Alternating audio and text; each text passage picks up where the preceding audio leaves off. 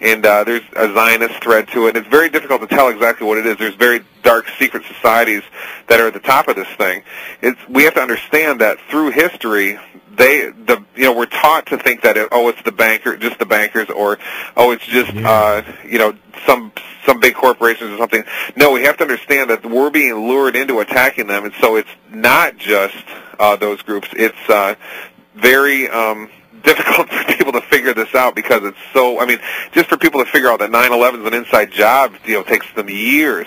But then to figure out there's this whole secret government of multiple levels and structures, and with incredible pre-planning and repetitious operations through history, is just really tough for people to figure out. So I don't want to say that it's going to go on forever, but people better wake up pretty quick, to what's going on.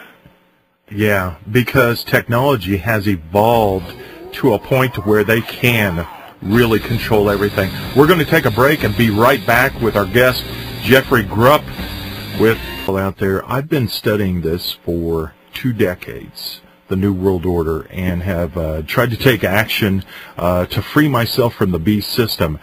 But I want to tell you, in all my research, I have never come across such a vast and profound book as what our guest has written. It's called Corporatism, the Secret Government of the New World Order, and he has also written a book called The Telescreen, an empirical study of the destruction of consciousness. And you guys know how often I refer to that this is a war of consciousness and conscience. And I finally found somebody that agrees with me, I guess.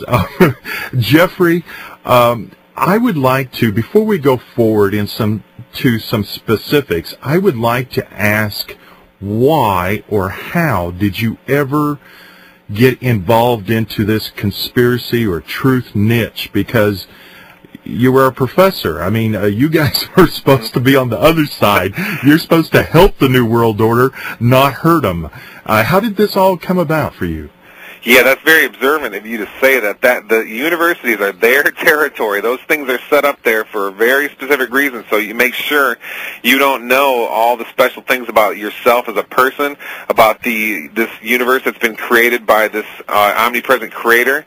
And we're not supposed to know about any of this stuff. We're supposed to turn our back on it all. But basically, just to tell you how I got involved with it, of course, all through my childhood, I just didn't fit in and so forth. This system, so many children and people don't, and that they turn into, what are called the losers and so forth. But really the fact is that they just didn't fit into this horrific anti-human system.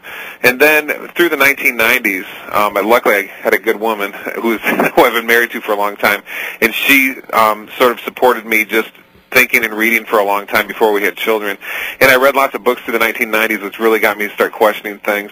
And then around 9/11, when that whole thing happened, I didn't know it was an inside job right away, but something really stunk about how they started predicting that, and then all of a sudden, bam, it happened, and so forth. That got me questioning. And then by the time the Iraq War happened, I was fully, that was a shock too, when shock and awe happened, and I was sitting there watching on TV, neighborhoods getting blown up.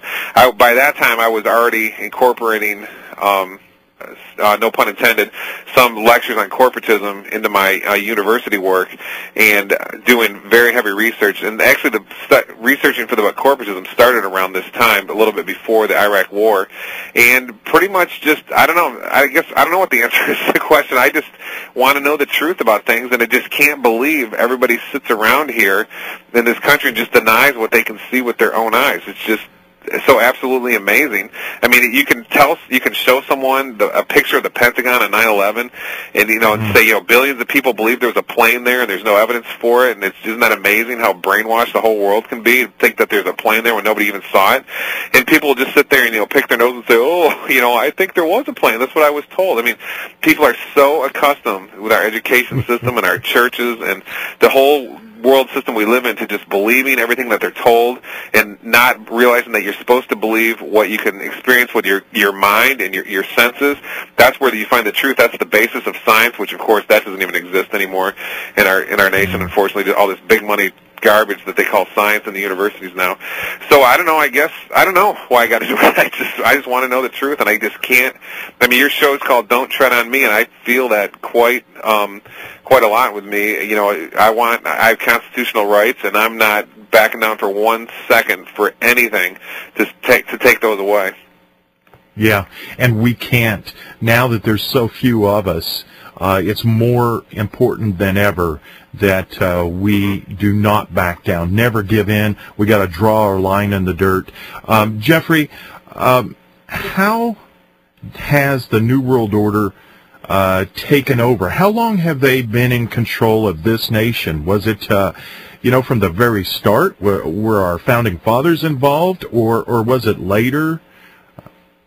I don't hold the theory that there's a big debate about that, about the founding fathers. I actually, on RestoreTheRepublic.com, an interesting news website, I have an article. If you go there and look up Grupp in the search engine there, you'll see an article. I've got some articles that I've written, and there's one there about the founding fathers. I think the title is something like "The Founding Fathers Were Freemasons," but who cares, because the Freemasons are hijacked by the Illuminati. I have no evidence. Personally, I mean, I've seen some interesting things, some peculiar things, and of course, a lot of the founders were pretty high up Freemasons, but I have no evidence to support the theory that Jefferson and, Ben Franklin is pretty questionable. I definitely will say that, but as far as Washington and Jefferson and Jackson and some of these people go, I have no evidence to think that they were part of the whole thing. I think they were tricked, just like, everybody else is tricked.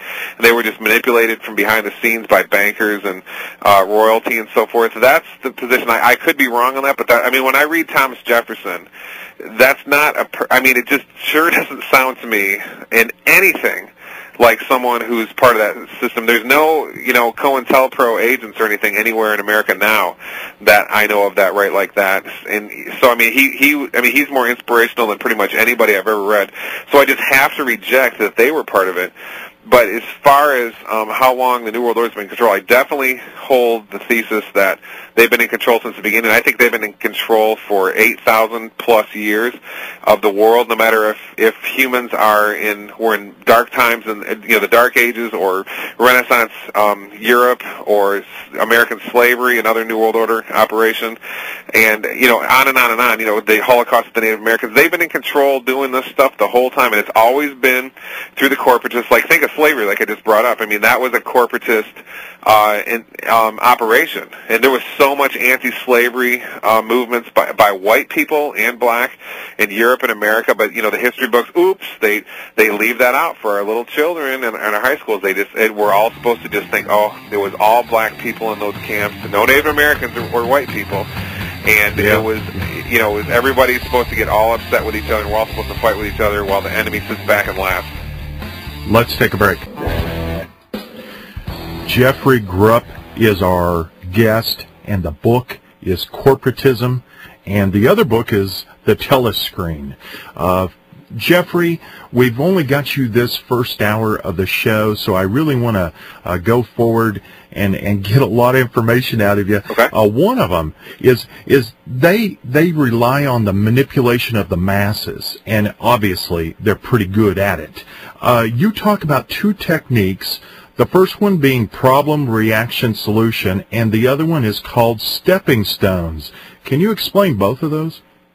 Yeah, absolutely. Problem, reaction, solution is that. Okay, let me just explain what that is first. That's when they will create a problem. Let me re-explain it. They'll have something they want to implement. For example, they'll want to have a war somewhere. And, of course, nobody will support it, so then what they'll do is create a problem where the solution to that problem is this war, for example. So if they want to invade Iraq, they'll knock some buildings down in New York City and then make kind of associate that event with Iraq, and then everybody will get all riled up and send their children over there to kill other children. And so that's the problem is presented, a reaction is expected from the citizenry, and then a solution is given, and the solution will be what they wanted to happen all along. So does that make sense? Oh, yes, and it's kind of like the pandemic. I believe they're behind those sorts of things because what they want in the end is everybody to get vaccinated. Yeah, right? We have to understand that the problem, reaction, solution is absolutely everywhere. They'll do it with the food industry, for example. We've got all these diseases found in, I forgot what the name of that disease is, E. coli and salmonella and so forth found in this good, fresh, organic food. So the solution to that is let's radiate everything.